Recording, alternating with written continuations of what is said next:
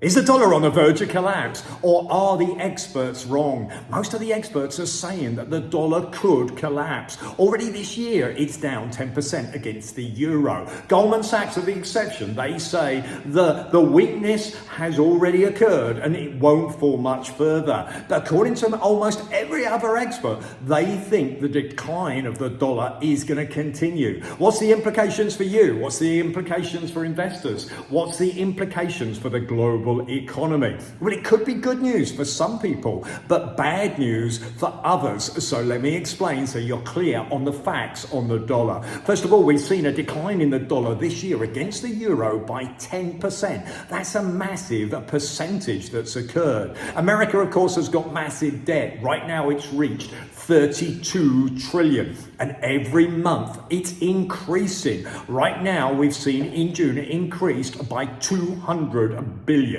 In other words, the US economy deficit is continuing to grow, but it's all bad news for America. Don't forget, if the dollar comes down as it has done and continues to do so, companies that export their goods, they actually gain. Why do they gain? Because if the dollar comes down, their goods are less expensive. So if you take Apple, you take Microsoft as examples, they potentially could gain by the fall in the dollar. So it's not all bad news. In fact, if you look at the emerging markets, they as well gain by the dollar falling. Why? Because if the dollar falls, they actually have better strength, and commodities are priced in dollar. Is it over for the dollar, as many people think? Is it the reserve currency that potentially is replaced? Well, right now, there's no obvious replacement. So it's easy to say, but actually difficult to do. I'd still believe that we've got the decline in the dollar, but I don't think it's dramatic in so much as we've already seen this fall. Yes, there's further to go, in my opinion,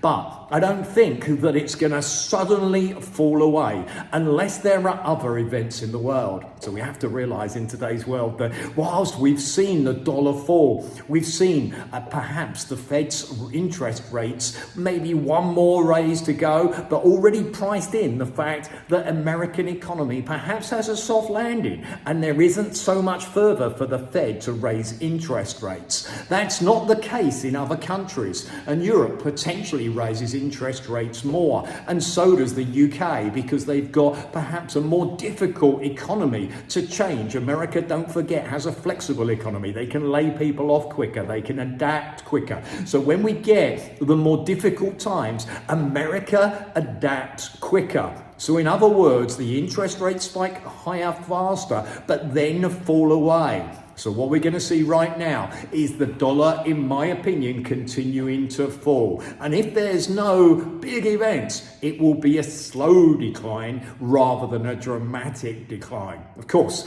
there can be events that can change that. So subscribe to my YouTube channel. Keep up to date with exactly what's happening in the market. But we're certainly seeing that now we're perhaps in a different world where maybe there isn't just one reserve currency. There doesn't have to be just one after all. And if you're an investor, then take my opinion, you should always invest in the currency you intend to end up in. And if you're not sure, then I would diversify. In other words, I'm not saying you've got the decline of the dollar and it's over forever. I'm just saying it will gradually decline. Diversify your currency to make sure that you've got security for your money.